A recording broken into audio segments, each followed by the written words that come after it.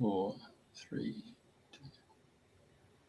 Well, it's a good evening in Brisbane, Queensland, Australia. It's 7 o'clock here in Australia, and it's 9 o'clock in the morning where our guest and our co-host are currently cohabitating. And without further ado, I'll pass you over to Andrena. Good morning, good day, and welcome to everybody who's listening to the show. And today it's the 2nd of February 2023. It's a number 2 day, swiftly moving along.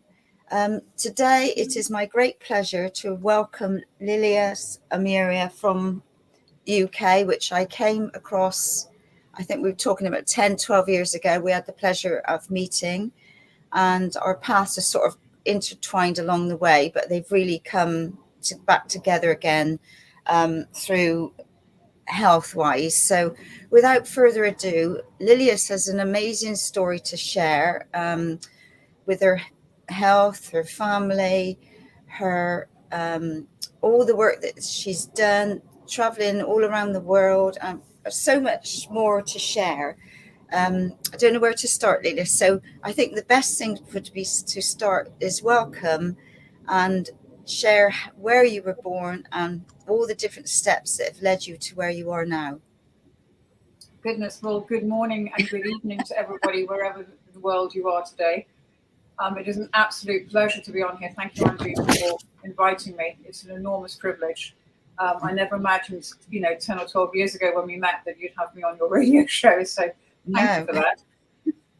I was born in Plymouth in the southwest of the United Kingdom, and I was brought up in the country, surrounded by dogs and cats and ponies and all sorts of lovely things. I had a very privileged upbringing. Whoa, let me put that on side.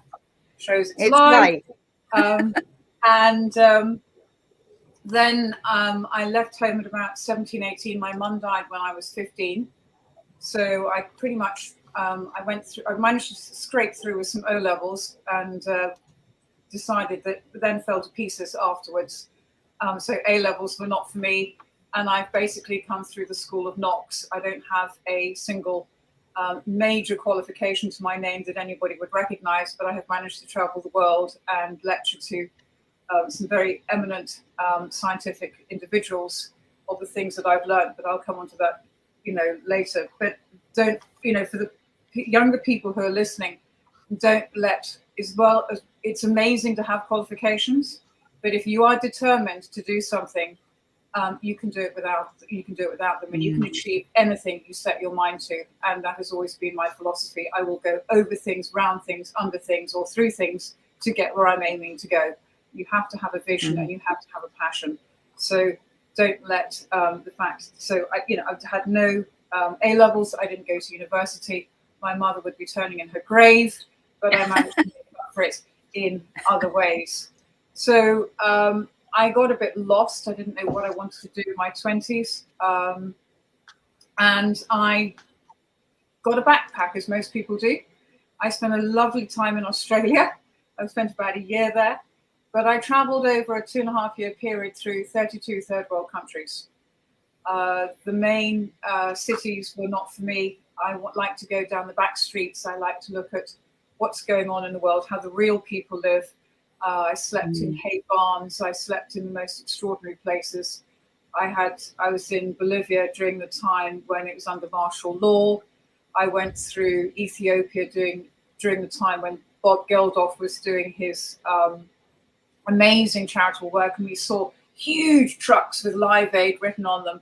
And because it was under martial law, people was, there were lots of military people, and they shadowed you everywhere. And we'd go, well, what do you think about the famine? You go, there is no famine. We go, mate, we've just seen, 6 aid trucks filled to the gunnels with Live Aid written on it. No, there is no famine here. And it was extraordinary seeing this disconnect.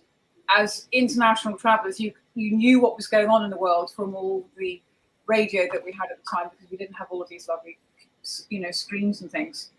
We had TV, and I think that was about it. And I think we had we listened to things on radio cassette and stuff like that. We heard things in the news.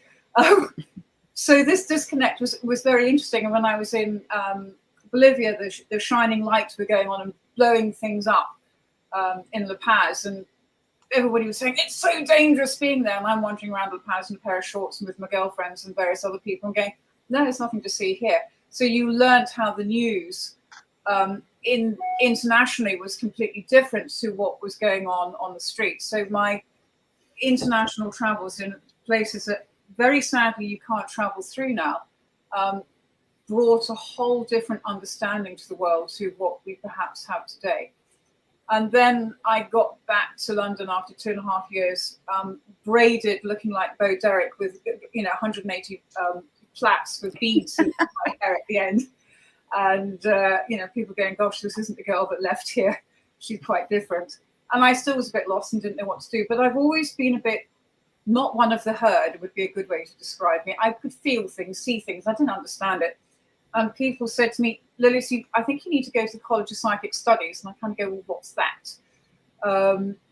And ended up with the most amazing teacher. His name was Robin Winbo. And he said to me in the first 3 weeks of my being there, he said, you're going to teach here one day. And I'm going, I don't even know what I'm doing. And sure enough, I ended up taking a few classes there, which was an immense privilege. But then I started to understand I had the ability to read energy, to feel it. And one day my teacher put a magnet in my hand and said, we're going to measure the energy of these things. And he put it in my hand and I went, oh, I can feel that. And he said, well, turn it over. And I turned the magnet over and wow, the energy was different. So I could actually detect the difference between the two poles. And that led me on a completely different trajectory because I was so fascinated by this that I said to him, well, how do they heal people? And he said, oh, I don't know, but I'll give you the name of the person who's given me the magnet for today's lesson. And so I contacted her, and long story short, I ended up studying with her and being the first accredited magnet therapist in the UK. And this has been a journey in that I'm one of the people who finds new things and launches them, and everybody laughs at me. So that was the first one. Everybody thought I was barking mad. They think I'm mad anyway. But what is it that Lilias is on right now? And so it was magnets, and they just went, you've really lost it, hon, this time. You'll get over it, but they're there. Well, magnet therapy turned into being, a billion-dollar industry and is huge today. And there are some very big names out there. The research has, exploded. And if you think about an MRI, which we all want to have if we've got something serious going on, what is that? That is magnetic resonating imaging. So magnets is where my healing journey started. And it took going to the College of Psychic Studies for me to understand what was going on. And from that, I went into electronic gem therapy and thought field therapy, which actually was the original EMF. And the tapping therapy, which people use. And the thought field therapy was the original guy. And then one of his proteges decided that he wanted to make it more available to people and put it out on lots of discs. So the tapping therapy, as people know it, is, I can't remember what it's called now. Emotional freedom technique. That's right, yeah, emotional freedom technique. And so that became new. But again, when I'm going around tapping and doing things, we're going, Lilias, what are you doing? So it's kind of like, yeah, but it's, now it's mainstream and everybody is. But I was, one of the first people, and it's kind of like I have this sort of radar when the hairs on the back of my neck go up and everything goes, whoa, and I go, okay, I've got a live. This is good. This is good. I really need to pay attention to this. And then I do it, and they all laugh at me. But now people are going, if Lilias is doing it, we need to pay attention because I learned my stripes now, and I've done it too many times, and it's interesting. But then, so that sort of takes me up into my mid 20s, and I get married, which was wonderful. And number 2 son comes along, and there's something seriously wrong. And all the other kids are having meetings with their own milestones, but mine is doing something. He's just not with us. And he's screaming and shouting and won't eat foods and banging his head against a brick wall. So his forehead is swollen. And I have no idea what the hell's going on. And I don't know what to do. And nobody seems to come up with any answers. And after 2 years, go to a pediatrician on Harley Street and go, something's seriously wrong here. What, give me some direction.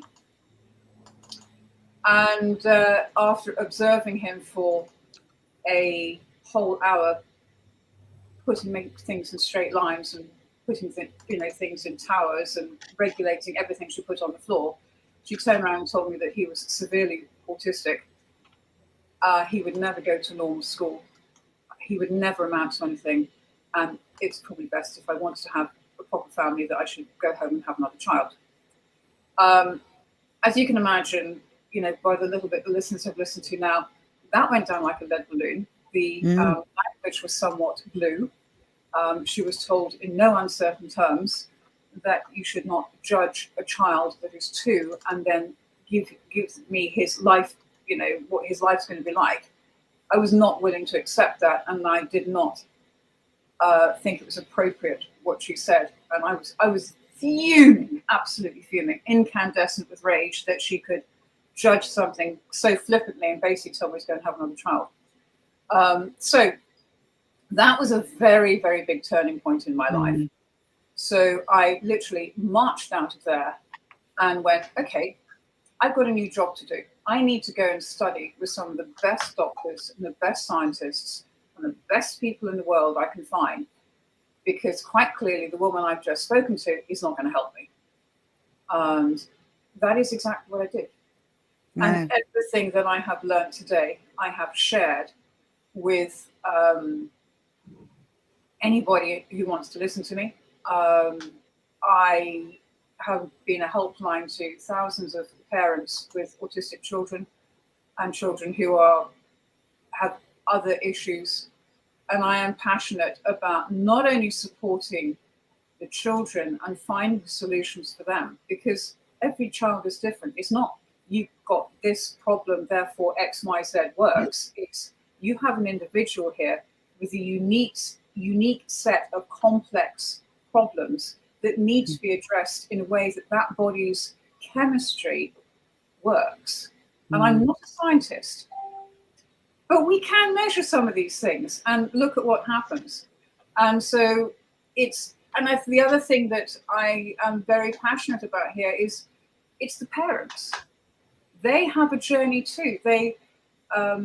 They're excited that they're pregnant, and then all the grannies and the grandpas come around, and all the aunts and the sisters and all of that. This child is born, and then things start to change, and they then start to go, well, the child just needs disciplining, or you're just imagining it. It's not this bad, and slowly, the parents become ostracized. The immediate family don't want to be involved. They don't want to support and give that mother a break, give her an afternoon off to go shopping, a weekend off to go and have a lovely time with the husband.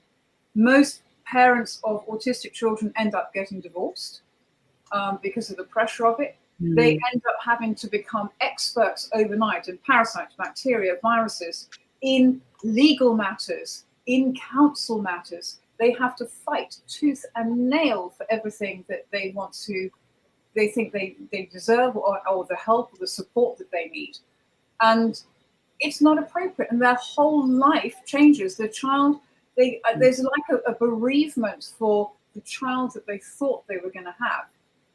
What ends up happening is the child with its difficulties will turn those parents into the most extraordinary individuals, because they will end up doing things they never dreamt they could or would do.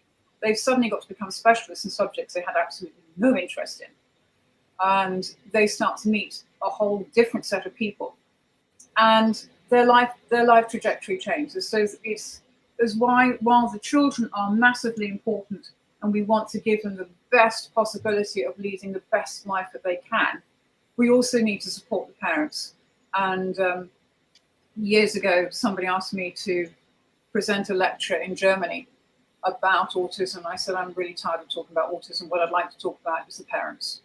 And I spent a whole time, and now that's on YouTube and you can see it. It's called An Autism Parent's Journey.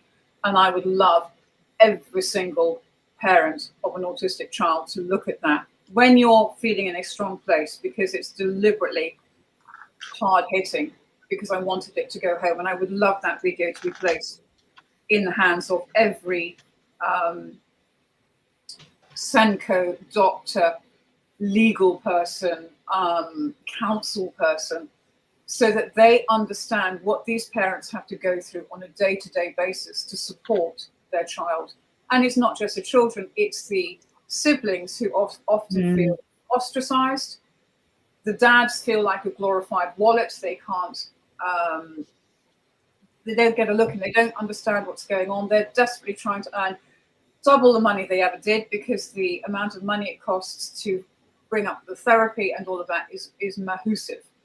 So the whole dynamic is dysfunctional, and it needs an awful lot of support. And most You stop there. You stop there. What's it called? Autism parent. What? An autism parent's journey, and it's on my Lilias Ahmeira Holistic Practitioner YouTube channel. Autism parents with an S, is it? Yes. Okay. Okay. Carry on. Sorry. And so that whole piece of my life changed everything. And I have gone on from, I have literally spent my whole life looking at what can make a difference in these kids' lives. And it's taken me from, I mean, my son has done lots of electronic gem therapy. We've done the tapping stuff. The next thing I got involved with is Dr. Klinghardt, who's an extraordinary doctor that many people have been will be aware of. I worked and studied with him for about 15 years. His work is amazing, and that really put me on the map for people and parents with autism and Lyme disease and chronic fatigue and all of the deep autoimmune disorders that we worked with a lot. And then, so many things just come and go that you just think this is the next thing. And every step along the way, I've been able to progress him. And to long story short, he is now 23 years of age. He is 6'2". I was immensely proud because last year he graduated from college. He did go to a normal kindergarten with support. He did go to a normal school with support. He went to a vocational college, and he's gone on to a college later on now, where it was specific to people who had special needs, and he graduated from that. He can take a bus, he can go shopping, he can cook breakfast for himself. You can have a normal conversation with him. It generally will go in the direction of dinosaurs. But, you know, this guy has something to offer in this world and is quite capable of, we're at the moment looking for him to have a full-time job. And I have no doubt to achieve that. So it's a long, long place from the original go home and have another child. You know, we have a child here who's got a young man now who has a great deal to offer this world, is very kind, very gentle. He's my greatest teacher. And I think these kids are our teachers because they show us how to lead a more conscious life. They're not going to go and rob a bank. They're not going to go and rape somebody. They are pure love on the most extraordinary level. And he adds so much to my life, as do my other two boys, which I'm very proud of. But it's amazing how one thing can change your life so hugely. And that led me into one day, a practitioner rang me and said, Lilias, you need to go and have a look at this heart rate variability and this mitochondrial work. And I went, what's that? And he told me about a range of supplements that help with mitochondria, and I didn't know a great deal about it at the time, but it sounded fantastic. And I went, mate, I've heard it, seen it, love you dearly. You're a dear friend of mine, but don't do this to me. You know, nothing's that good. And so I ignored it. And then about 6 weeks later, he rang me again and went, Lilias, you've not done anything about this. I went, no, because it's too fantastic to be true. And I've had my heart broken, and I spent tens of thousands chasing things that are going to make a difference. and I can't go there. He went, "Hum, get in the car, bring Tom with you, and I'll show you." Now, to get in the car and bring Tom with me is a 4-hour journey to where this gentleman lived. But I love him dearly. I've known him for years. I trust him. So, okay, we'll all pile in the car. And of course, the M25 always has massive traffic. So your 4-hour journey turns into a lot more. And that's what you do. And it was very interesting. So heart rate variability is measuring the time between your various heartbeats. And the greater the variation in the timing between the heartbeats, the greater the variability, the healthier you are. And this was a very sophisticated machine. And it was amazing because it was able to measure how much power did he have, where did it go, and what did it do. Wow. We did this 5-minute test. I could see that majority, so let's say it's 100%. He had about 75% going into his heart rate and cellular oxygen. So this is the power that the heart is creating to bring oxygen to the cells in the heart. And then that was 75%. Let's say about 20% was going into his body. His parasympathetic, that is resting, digesting and healing. So that amount of power is going into that side of the body's energy. And 5% was going into his limbic system. This is speech, language, communication. So he had 5% going upstairs, which explained why the lights were on. Nobody was at home. And I had been spending 5 or 6 years trying to get this brain turned on, and I couldn't. And here was this simple 5-minute test, which basically said, there's nothing going on upstairs because there's no power going upstairs. Wow. And then I went, wow, I need to seriously look at this. And so he introduced me to a range of supplements, which I then went on to form a company with, and it was Mitochondrial Rescue. And after about 6 or 8 weeks, Tom took something out of the fridge and put it on one side. When I came down to the kitchen, he said, "Mum, this smells not good. I'm cooking these." So he took some sausages out of the fridge that didn't smell quite right. We had the ability to work this out without me being there, and took another pack out and cooked those instead. Hello, the brain's just kicked in. Wow. Suddenly putting his coat on to go outside because it was cold, not without me going, "You need to put a coat on." Yeah. You have to, prompt and cajole and gently show, I don't have to do. And so when we went back 2 or 3 months later and did the same test again, suddenly we had a hell of a lot more power in the brain. I'm going, okay, I really need to get involved with this. And that led on to a whole completely different journey where I studied the mitochondria. So for people who don't understand, mitochondria, if you remember when you went to school, are the powerhouse of the cell. And they create the power. In chemical terms, that's called ATP, adenosine triphosphate. And that creates the power for you to run all the resources in your body.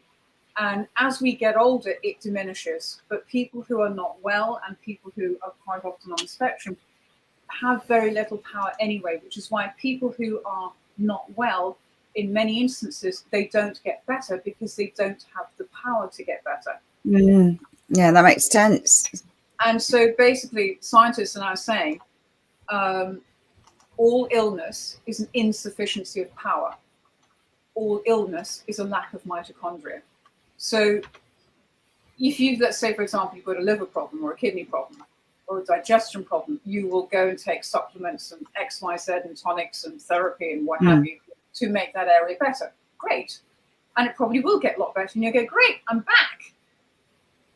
But 6 months down the line, when you stop taking that intervention, it comes back again. And the reason it comes back again is because the body never had enough power in the first place to run that area.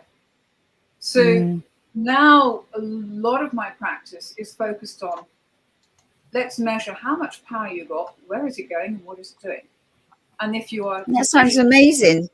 Yes, excuse me butting in. I mean, I've heard about the mitochondria, but I have to be honest, I don't know very much about it. So this is opening up a total new interest for me. And I can understand, like, people, when you're not feeling well, you just haven't got the power, you just haven't got the energy. You think, why, I haven't got that fire, the fuel to keep going. So amazing. So please carry on. Very interesting. Well, I mean, if you think about the trajectory of aging, at 16, you are reckless, stupid, invincible. You have the most fabulous body. You tell everybody where to get off. Amazing hair, and that's because you've got more power than you'll ever have again in your life. The reason for that is you have something in your body called carnosine, and carnosine nourishes the body to give the mitochondria the power to do all the wonderful things that it does.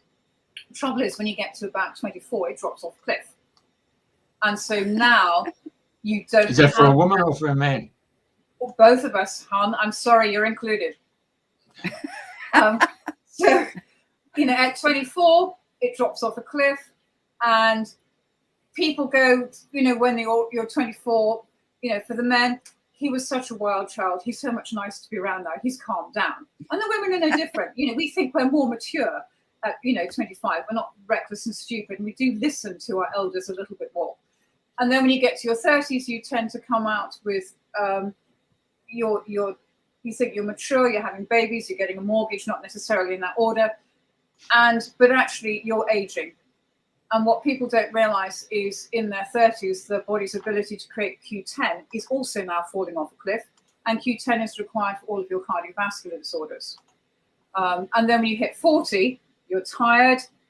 You tell everybody you're tired. You put it down to children, the job, stress, what have you. And no, you're just aging. And the thing is, carnosine, which has been dropping off a cliff since 24, synergistically and biochemically needs CoQ10 to give it the power to regenerate you. And when you hit 50, you have gone over the top of the bell curve, and you're on that slippery slope of now the body actually doesn't have enough power to regenerate you. And so you have aches and pains and moans and things like that to look forward to. Well, not on my watch. Lilias is here to say you don't have to go through that. And the mitochondrial supplements that we have through Mitochondrial Rescue, in the UK, you can buy them through fullofenergy.co.uk, give you the potential to regenerate at a level that your years of age wouldn't normally allow. And I am 60 in about 4 weeks' time.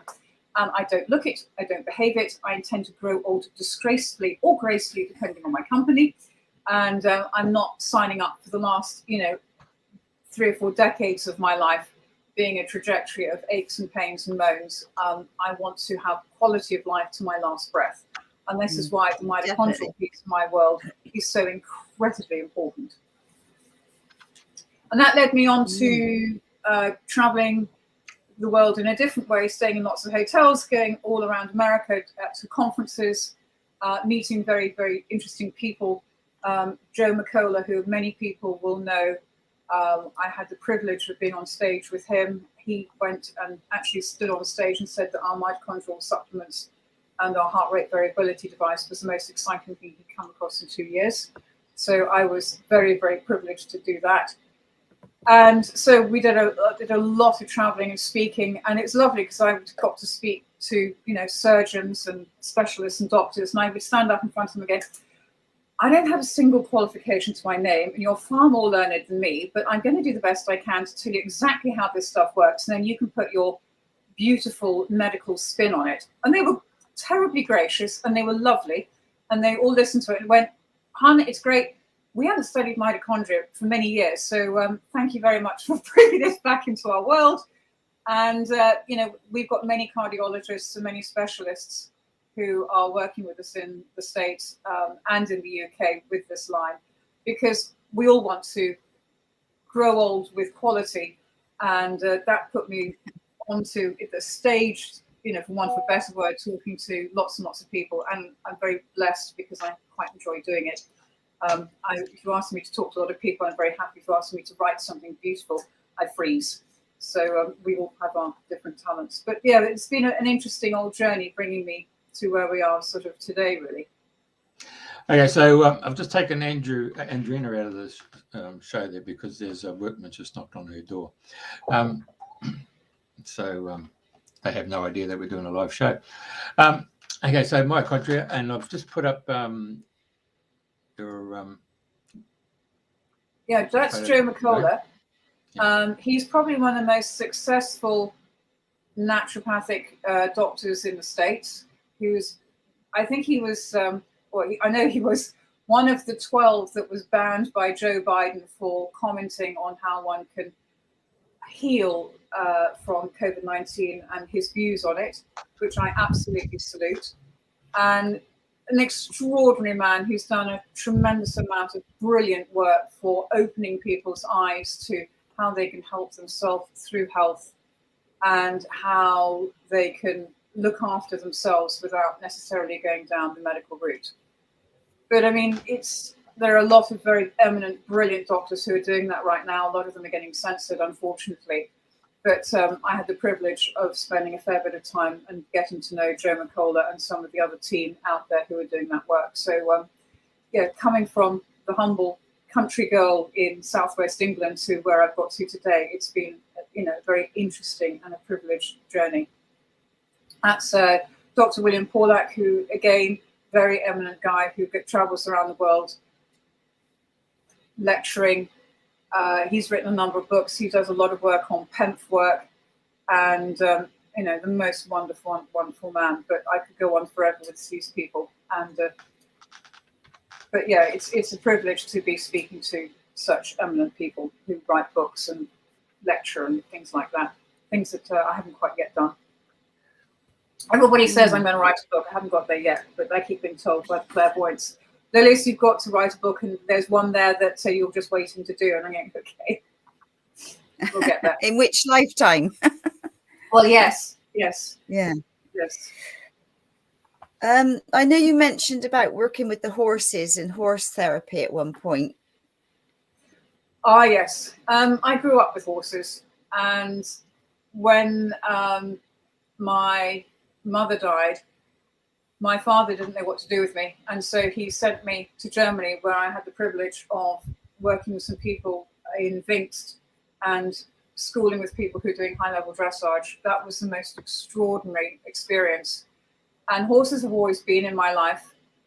And when I lived in Scotland for a while, and I read the book The Horse Boy, and suddenly went, wow, I can do this. And I wanted a different direction than what I was doing.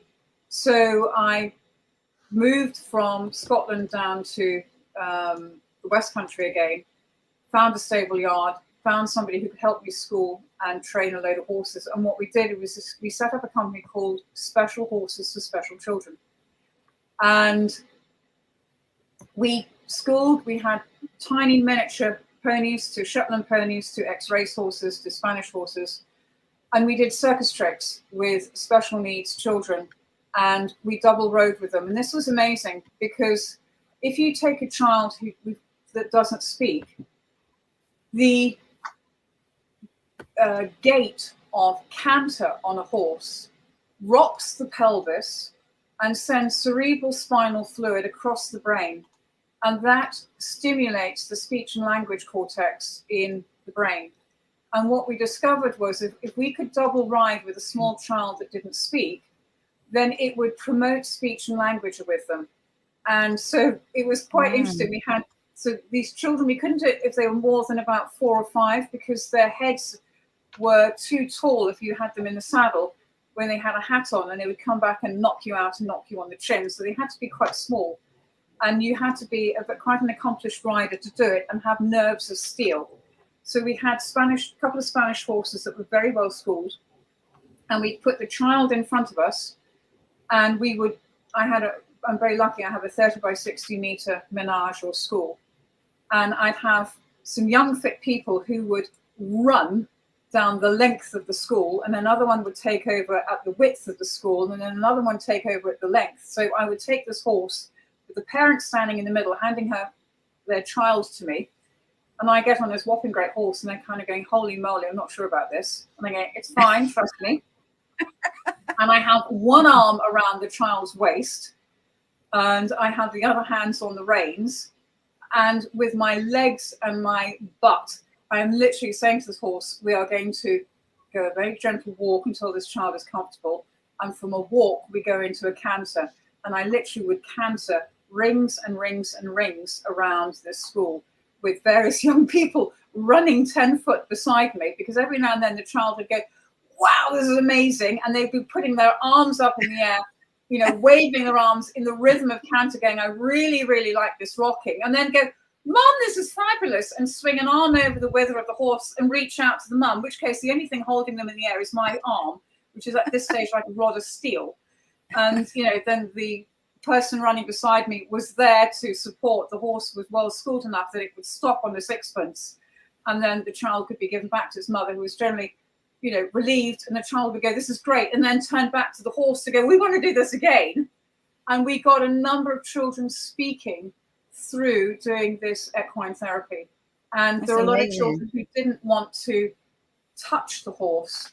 And we found that if we put their hands, and we've just found a really great vegetable paint, if we put their hands in coloured paint, they could put their painted hands on the horse. And so these horses ended up being covered in amazing coloured paint and all designs, and then trying to get their dexterity going. We'd get pipe cleaners, as you can see, in those of you who are seeing the picture. We'd get pipe cleaners, and they would then put the pipe cleaners into the tails and into the manes. So there'd be this whole physical hands-on therapy, which they were doing. So you've got the camera on now, is we stencil horses as well. Not all of them were happy with spray paint, but the ones that were, we could get the most beautiful hummingbird designs and things like that. And we, you know, when we did exhibitions at big shows, we would have these horses beautifully spray painted. But when we were at home and we were doing the therapy, you know, it was lovely. So the kids could get messy, they could get, you know, covered in paint. We had children lying on horses, but it wasn't just about the children, it was about the whole family. Mummy was promptly given a copy of Hello or Cosmopolitan or some, you know, glossy magazine that she's not had time in 5 years to actually sit down and turn a page on, with a cup of coffee or whatever she wanted. Daddy was taken generally off with the neurotypical siblings to go and have an amazing time, because they never got to do anything together. And the child that was on the spectrum or had difficulties was taken off with me or with one of my people on the yard, with 4 people, to do some actual therapy with the horse. And so we would treat the whole family, because to me it's not one person's problem. It is the whole family that is suffering.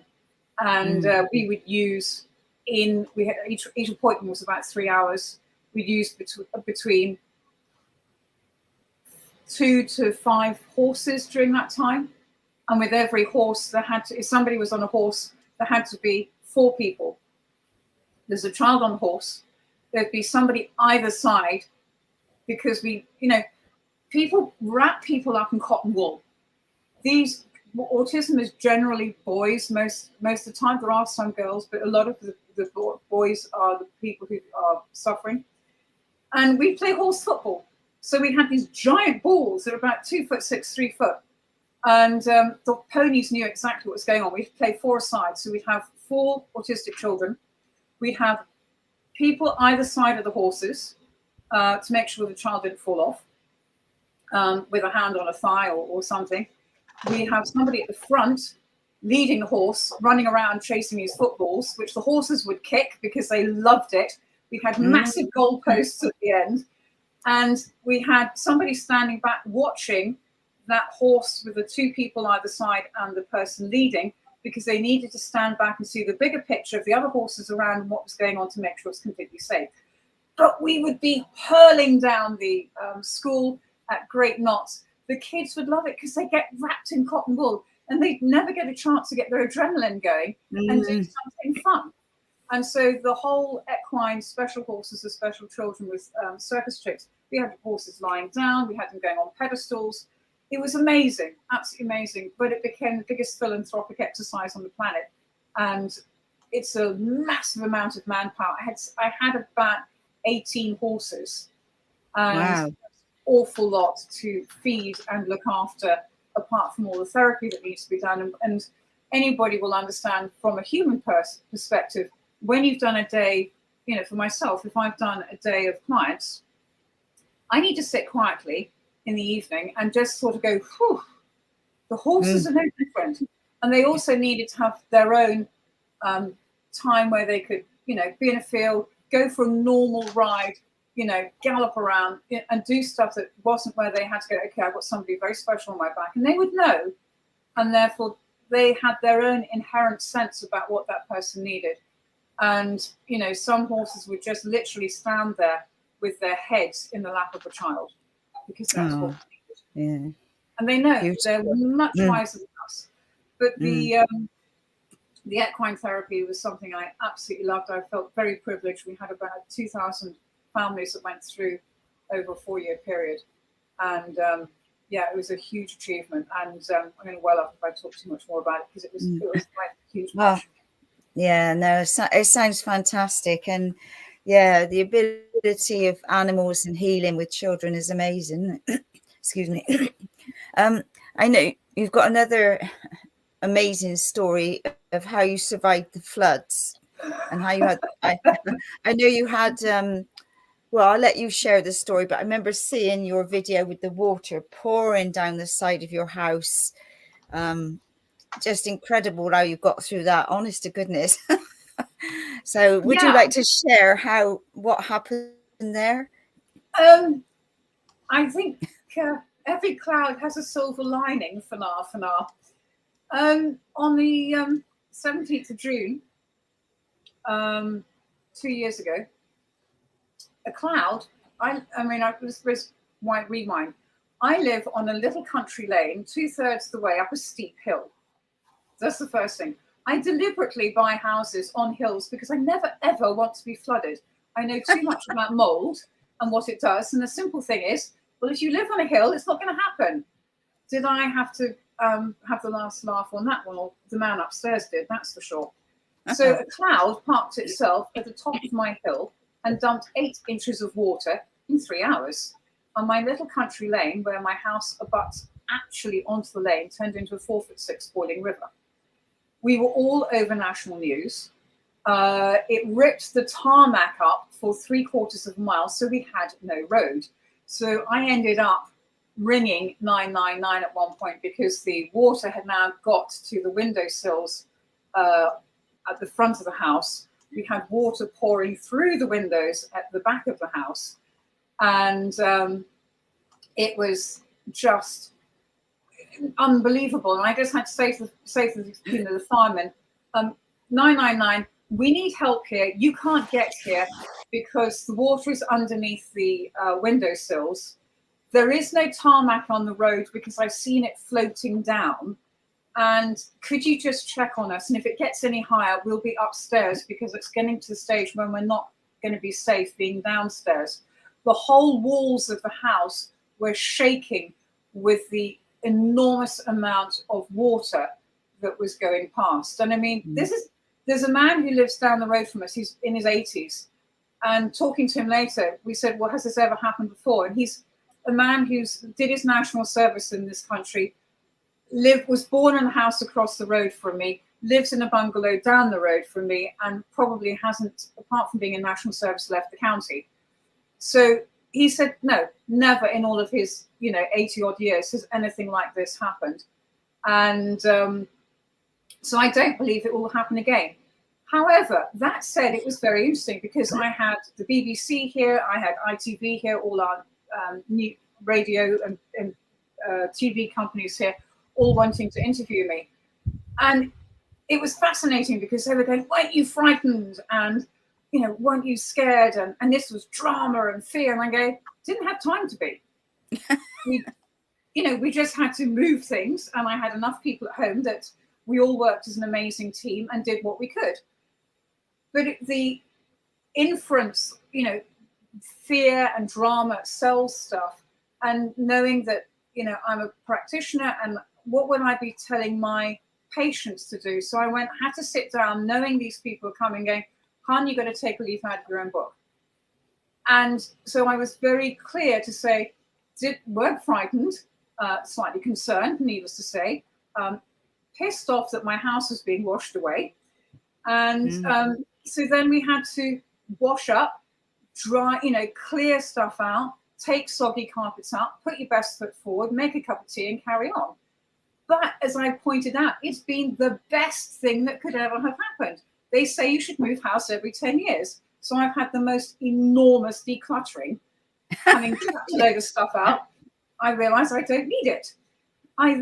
We've lived in a static caravan, me and the boys, so me in one caravan and the boys in the one behind me, for 15 months. I got back in my house the Friday morning before this last Christmas. I've only been in the house, 6 weeks?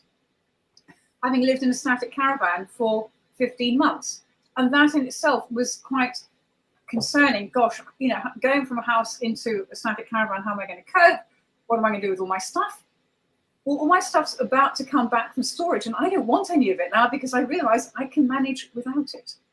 And it's incredibly freeing to get rid of it. I haven't done it yet because it hasn't arrived, but I intend to do it. But you suddenly realize you don't need all of this stuff. I have lived for 15 months with 3 sets of clothes, literally. And you manage to get a few clever accessories and you can tart things up and, drop them down. And you can live with very little. And I have the most disgusting wardrobe, which I absolutely love. But I've managed without the majority of it for 15 months living in a caravan. So it makes you look at life more simply. It makes you realize what is possible. I have been able to launch another business since I've been in the caravan and do all of my talks, and my Zooms from the caravan. And people got used to seeing me doing a Zoom on a very cold day with a woolly hat on and several layers of clothing that don't necessarily match. And I go, I am a professional lady, I promise, but it's absolutely freezing. And I've got a little heater under my desk. So please forgive what I look like, but it's the information I'm going to give you that's important. It'll be okay. And they were great. Absolutely brilliant. So yes, it teaches you all sorts of things. And I now have the most beautiful tarmac road outside my house. I have a brand new house. The builders have been exceptional. They've been wonderful to work with. And we're just doing the final bits now. But yes, don't ever think living on a hill, you're not going to get in a flood. And what was interesting is I was then approached by a documentary called It Takes a Flood. And they interviewed me, and they've been following people for 2 or 3 years because so many more people with the weather changing, and we can talk about whether it's real or not.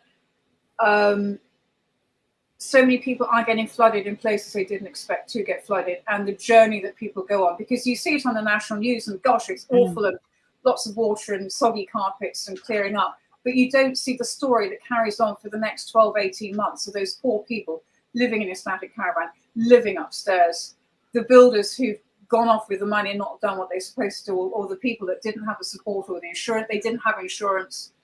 And there's that whole other story that people don't get to hear. And it is, for some people, devastating.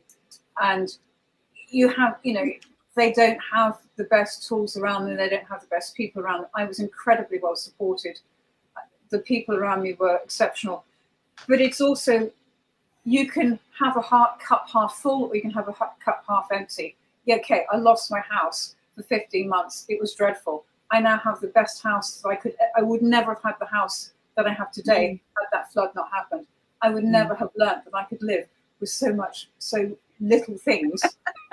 And so it's been the most amazing journey for us. My kids have had to get on with each other in a caravan. You put 3 siblings, 3 boys together in a caravan, living in shoe boxes. I put a yurt up in the field because I just thought there are going to be days when they're either going to kill each other, or I need to have somewhere else for them to go. And so I put up the yurt, which ironically is where I spend most of my time. And the boys have got on fantastically well, and they've learnt patience and tolerance. I mean, Tom, with his difficulties, does things differently, and they've learnt to be considerate about that. But it's not easy living in a caravan with 3 boys. So it's been extraordinary, and a journey that, whilst it was challenging, I would not have missed, and has been amazing for all of us. Fabulous. Fantastic. Right. I think we covered most things along. I know we haven't got to the gel. For me, this magic ingredient, which you introduced me to, well, I know you spoke to me about it in October, and then you spoke to me again in November, and intuitively I knew I needed to take this product. And I've got different things along the way. I've got different instruments and all these different things, and I've tried different things, and they've all been great stepping stones along my pathway, which is what I always share with people to help them. But for me, this little product here, I've only been on, I think it's 9 weeks now. I need to check, but it's about 9 weeks, snap. And I have to say, I can honestly say for me, my hair, now I had my hair cut a few weeks ago, and they've thinned it out, and it is growing and growing. And I've always had a thick head of hair, but now this is beyond thick. It's just amazing. And I just don't know quite how to handle it some days, because I feel like Topsy and Tim. But I mentioned that I had an eye test done a couple of weeks ago, and I could even read the bottom line. I've never done that. I did have my eyes lasered 2010, 11, I think, and they've been good. And they've always said, as time goes on, you will need to maybe get some glasses for reading and what have you. Anyway, I had this test done, and reading the bottom line, she said, I'll see you in 2 years. Oh my gosh. I was just like, wow. So I've lost 8 pounds in weight, which is great, because I was carrying a little bit too much, and I was feeling a bit porky because I'm quite petite. So that was another thing. So it was my eyes, my hair, my nails are coming along, not as fast as I would like, but they are all coming together. I've had a split in my nail for years and years and years, and that's just starting to heal over as well. I've still got a few aches and pains, because I was told I had osteo years and years ago, and since I've been back here, it's been affecting my hips a lot more, which I'm working through. But I have to say, it says you need to be on a minimum for 6 months. So I've sort of got myself the pack so I could do full justice to my body. But I'm only like a third of the way through of that time frame, and I'm just looking forward to other things, sort of just rebalancing itself. And I had the menopause when I was 39, so the same as my mum. I was put on HRT for a short while until I realized what HRT was made of. And anyway, I came off of that, and then I've been doing different things along the way. So I would love you to share how you came about this and the amazing effects that you're finding in the testimonials and the people that are taking it. This is a once in a generational product, and I am very privileged to have been asked to launch it in this country. When I was told about it, I said, no, not touching it. No, a little bit about what this stuff does, and no. And the person, a bit like the mitochondrial stuff, and the person who was telling me about it said, hun, go and do the research. Things have changed from 30 years ago. And I went and did the research and went, oh my Lord, I really need to get involved with this stuff. So somatropin is the homeopathic name for human growth hormone. Somatropin is a synthetic form of human growth hormone. Let's talk, I think if we talk about what happens with our hormones, then I bring in the product, it will be easier to understand. So very much like our mitochondria, when you are 16, or when you're about 20, you should have a washboard stomach, no hips, no bottom, no thighs, fabulous hair, you laugh a lot, you tell everybody where to get off. And the reason for that, again, is you've got a lot of power in your body because your carnosine's still there, but you've got more hormones coursing around your body than you'll ever have again in your life. And similarly, like the carnosine we mentioned earlier, at 24, the master hormone drops off a cliff. And I think this is the body going, you should have had your children by now. You don't need to be quite so fabulous. You found your mate. So what does the master hormone do? So what it does is it's produced in the anterior pituitary, and it nourishes and stimulates 12 glands to produce over 50 hormones. And that's what makes us fabulous. But the trouble is, when it falls off a cliff, those 12 glands then start to go on a go slow because they're not being nourished and they can't do stuff. So what does this look like? So you're fabulous. I mean, in most people in their early 20s, they look like young racehorses. They all get into size 6 and 8 jeans, you know, and have amazing and legs hair. like Bambi. Yes. You know, and they never have any stress. Life's just great. And they party all the time. They laugh all the time. And yeah, they see something awful and they just laugh at it. You kind of go, how can you do that?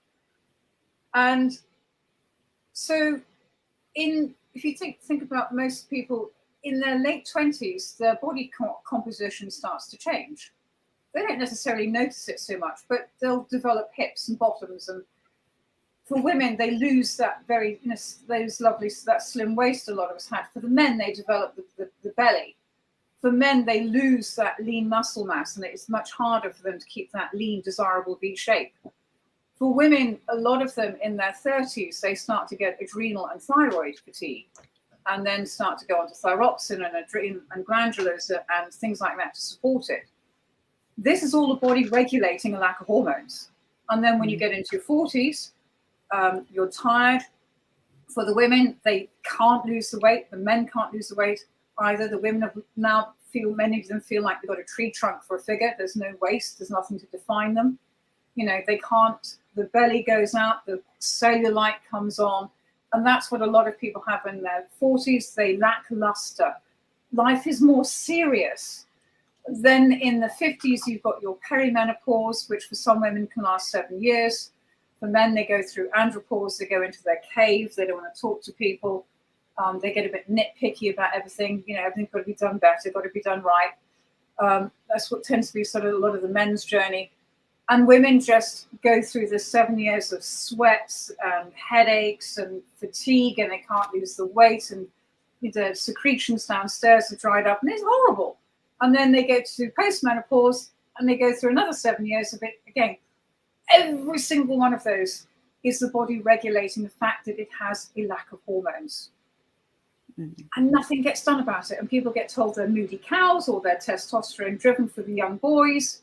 And women lose, 2 weeks of the month when they're going through their periods, or some of them have to have hysterectomies, and the whole thing's horrible. There's very little support out there. And if you go on to HRT, you are frying your glands and shutting them down. If you go on to bioidenticals, the body is incredibly sensitive to hormones being in the blood that it hasn't put in there. So if it picks up a load of progesterone, which a lot of people are taking, or testosterone, it suddenly goes, whoa, where did that come from? That's way too much. We can't regulate that. We're going to shut the organ down. So now that organ is shut down. Now gland. That gland may produce 4 or 5, 6 different hormones, but you've just shut it down because you've put something external into the body it can't regulate. So now with HRT, you're shutting down your glands till they go comatose. With HRT, if you're on it for a long time, you may be frying your glands. None of those things support the body until now we have something that does. And this is why I'm so excited, because in 30 years, there has been nothing on the market that does what this does. And it's going to change so many people's lives. So in this, it's a transdermal, which means you rub it on the skin, homeopathic gel. In it has got 8 botanicals that are proven to encourage the body's own production of the human growth hormone. It also has in it the glandulars of thyroid and adrenals. So now those are going to get supported. And it has somatropin, which is the synthetic form of human growth hormone. And so this has the homeopathic form of somatropin in it. So what is this going to do? This is going to create a vibrational frequency in the body that says to the anterior pituitary, wake up, you used to do this 20, 30 years ago, you need to start producing HGH again. And it does. And over a period of time, the body goes, I remember doing this. And the pituitary can then start to produce its own HGH, which can in turn nourish your 12 glands so they can produce a magnificent array of hormones that you enjoyed in your 20s that made you feel fantastic. Now, what most people don't realize is the more hormones you have in the body, the less cortisol you have. And cortisol is your stress hormone. And if you think about it, particularly women when they get into their 30s, they get a lot more stressy. You know, I'm stressed, everything's stressy. And they go, I can't sleep and I can't do all of this. This is already demonstrating they have a hormonal problem. They have a lack of hormones. And when you give the body what it needs to produce its own hormones and regulate its own hormones, then it's brilliant. So let's look at what HGH does. It enables you to metabolize your own fat and so that you have now, it creates more lean muscle and creates more fat metabolism. So people are now able to lose weight. It increases your muscle without you exercising and enables you to maintain that lean muscle mass. It increases your energy levels. It will increase your cardiac output. It helps your wound healing. It helps your sleep. It enhances your athletic performance. Everything that you enjoy and the magnificent, it works, it controls your cellulite. Now, when I went on it, I am, as I said, just shy of 60. I walk my talk. I'm on my mitochondrial stuff. I did not expect a great deal to change. Well, wasn't I pleasantly surprised? So, in order to demonstrate this, that because I believed it, I saw these amazing photographs. I put my money where my mouth was. I got into a pink bikini, and I measured myself and got on some scales and went and posted this, which I've never done in my life, and said, "This has got to change." You'll see it on Instagram, So Modern UK. And in a 3.5 week period, I went from 67.9 kilos to 64.5. I've not been able to shift weight like that. I mean, that was extraordinary. And I mean, I don't have much extra weight, but with COVID, we'd all, got a little bit more sedentary. My night vision, which I was getting to the stage where I was going to have to go and see the optician because I was finding actually, quite frankly, getting to be dangerous driving at night, no longer a problem. Headlights can come flying at me. Suddenly, that has all just changed. I lost 2 inches off my hips, waist, and bust in a 3.5 week period when I was measuring it. And I took 1 inch off the circumference of my tricep and my thigh. My sleep is amazing. You have the most incredible, vivid dreams on this stuff, like you were when you were much, much younger. So that's kicked in, which has been super. My skin is tightening up. I feel like my tummy has lifted. Not that there was much to lift, but I no longer protrude. I have a flat tummy, which is very nice at my age. So much. Yeah, I don't have any cellulite on my legs at all right now, which is amazing. So what I do is I squirt on the bottle. It tells you to squirt 2 pumps onto your wrists morning and night. You can also put it on the backs of your knees. You can put it in your groin. You can put it on your armpit, the tops of your hands, and the tops of your feet. This is homeopathic. So it stays in the body for 2 to 3 hours. When you understand that, you can get more bang for your buck. I have an alarm on my phone that goes off every 3 hours when I get up. And so I do 1 pump every 3 hours until I've done 4 or 5 pumps. milligrams over a day. The recommended dose is 4. So it now stays in my body for longer, and I'm getting more benefits from that. And I do believe that this is a once in a generational product. There is nothing that I am aware of that stimulates your glands to basically regulate themselves and come back on again. So the fact that we have the potential of having the hormones that we had in our late 20s, early 30s, when we're in our 50s and 60s, is amazing. Absolutely amazing.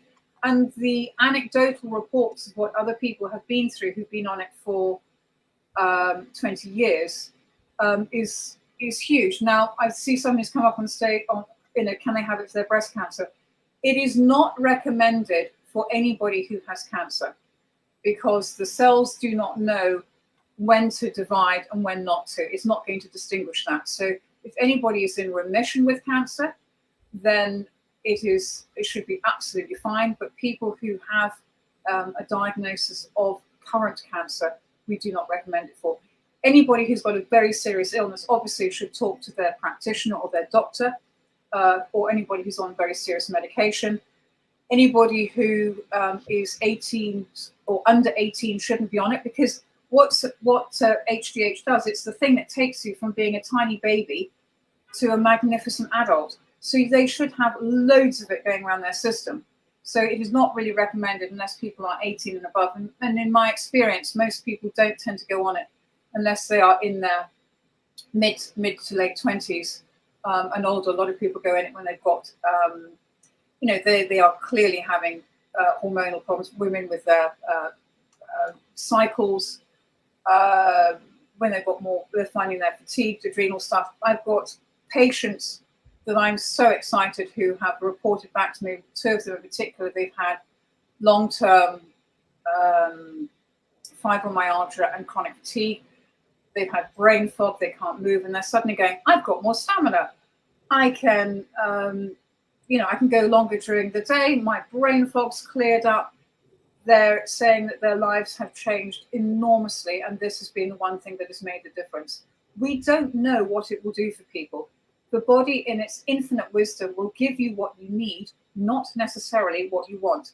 And this stuff works over a 6-month period, because if you can imagine, when you're 40s or 50s, your hormones have now become dried, old, shriveled up raisins. So when you're in your 20s, let's take your adrenals.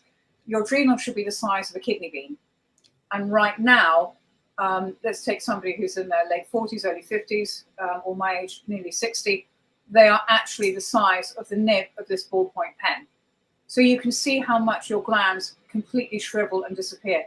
It's going to take a number of months for them to plump up before they can secrete hormones again.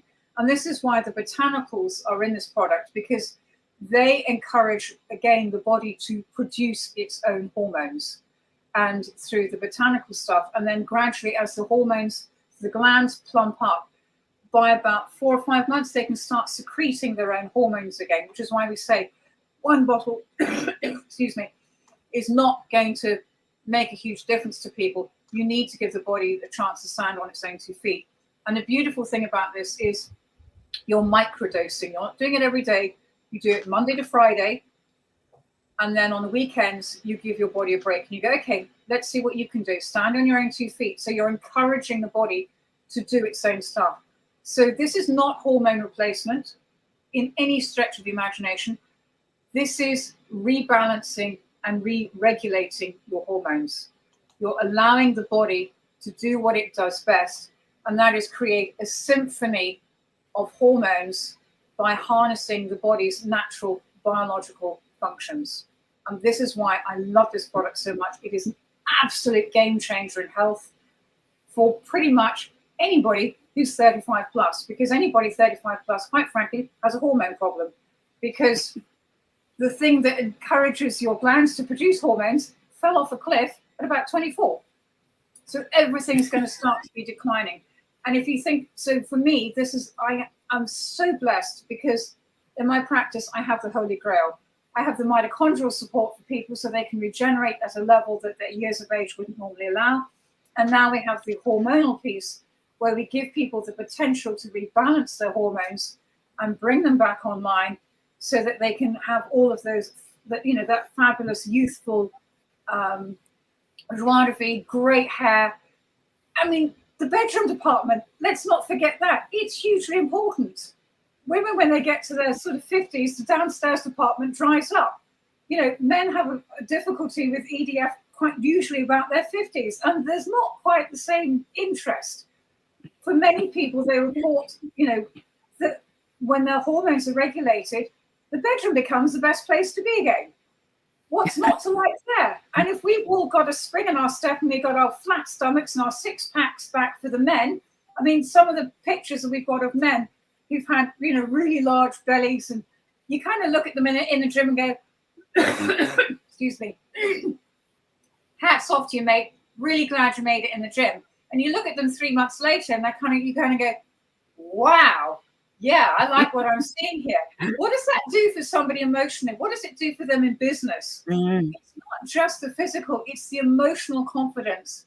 It's the I've got this feeling, and it's the extra spring in your step. That's what your hormones do for you. And to be able to have the potential of bringing them back online is, for me, phenomenal. And that's why I say this is a once in a generational product. I think we're incredibly lucky that it's just been launched in the UK. We know it's been launched in Australia for a little while. It is available. You can see on screen now where you can order it from. And Andrena will be able to give you lots of information about that.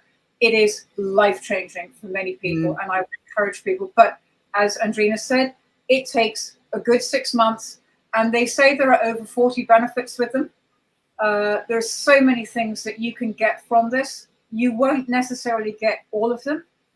Some men, for example, who are a little light on top with the hair and they want it to grow back, some people start to get a nice head of hair back again. Some people who are grey start to get their natural colour back. Some people get nothing in the hair department at all. But the body says, actually, what you need is something else, and it will give you a much greater lean muscle mass, or it will help you fat metabolize more, or have a greater stamina for what you're doing athletically, whatever. I don't know, but the body gives you what you need, not necessarily what you want. So this is a massive new piece in my life, in what I'm going forward. It's one of those things that I said at the beginning. The hairs on the back of my neck went up when I really understood what this did, and it's just like, oh yes, my patients need this, my friends need this. And you don't need to be a patient. Any woman who feels she's lacking luster, can't lose the weight, this might be something to explore. And I've laughed more in the last 3 months than I've laughed in years. I'm a pretty upbeat person anyway, but that is not something I expected. And your children, my kids are 17 to 25. Kids always need you, but the trouble they get into when they're older seems to be significantly bigger and more alarming than perhaps when they're younger. And I've been able to, so they brought some things to me, and where I'd have gone, what? I've gone, really? You want to try that one again, sunshine? So you start to respond to things in a different way because you've got more hormones, you have less stress in your life, you respond to things as opposed to reacting. And so I think this is great, and I'm really, really thrilled to be able to bring this to many, many people and hopefully put a smile back on their faces. Definitely. And like, if I just show, I just put a pump on now, so I've just got it on my wrist, like you said. And I mean, and you just rub. That's all you have to do. How simple is that? I haven't got to do different attachments or nothing at all. And like, I went out yesterday and I thought, oh, I'll take it with me, and I totally forgot. So I'd gone all day and I thought, oh, drat. But you say about this, I mean, I've always been a dreamer anyway. I always write my dreams down, but my sleep has been much better. I mean, I still have nights where I can't switch off or too much going on, but definitely my sleep is much better.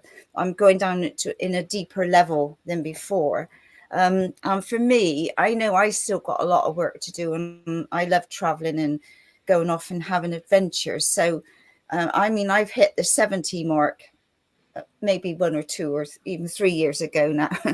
And it's for me, I still want to stay young, and I want to be mobile, and I want to look young. I'm not ready to be old and grow old gracefully. So for me, this is, and I did have adrenal fatigue, well, probably not long after I'd had the menopause, not knowing all of these things now later down the track, but better late than never, eh? So no, so I'm really excited about this for myself, and I have shared it with a few friends, and they're already taking it, and one friend is already noticing the difference. She said, "Oh my God," she said, "I can," and I could hear it in her voice. I could hear the difference from when we spoke, weeks ago.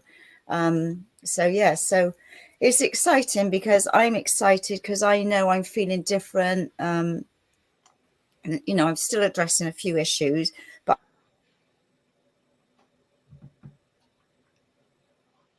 She's frozen.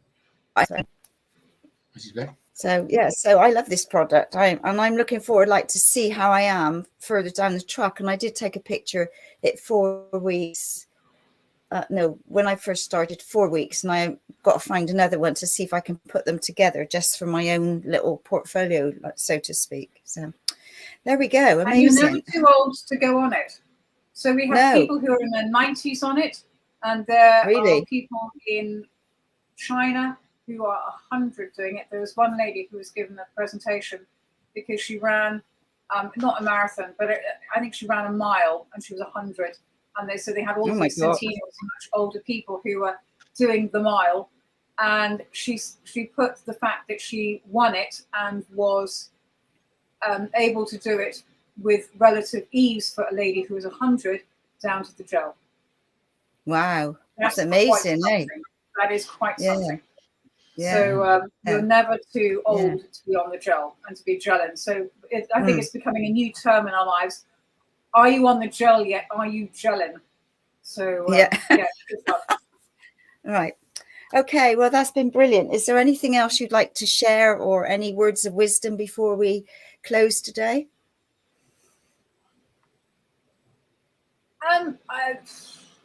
Not really. I mean, just kind of I don't know where to go with that one. I think for people, there is always a silver lining. There is always something in whatever strife or trouble you're going through. You will come out the other side a much better person. You just have to find it. And sometimes you have to be patient and sit with it. And the world is topsy-turvy at the moment, and things are going on that we don't like. But at the end of it, I think we're going to win through. I think there's a lot of new things coming through that are going to be amazing. I think the tools that you have, Andrena, to offer people with the Somaderm are incredible. They are life-changing. If people want to talk to me, they can find me at liliasahmeira.com.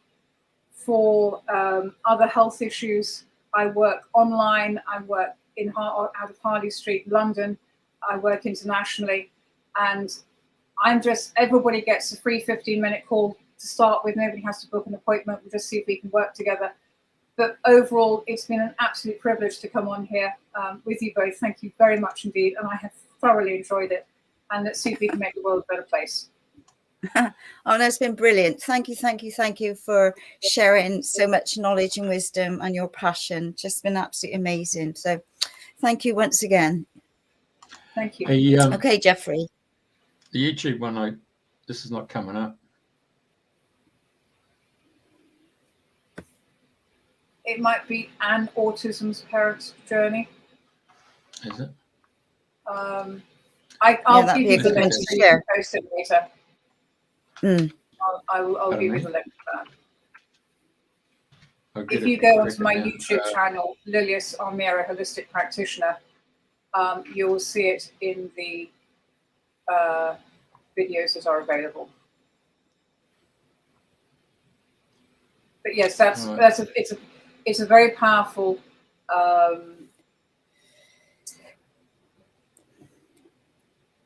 okay, keep on. It's okay. Seminar to watch.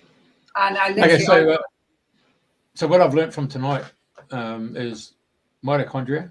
So for people in Australia, where do we go to get that product? I can send it to them. It's not a problem.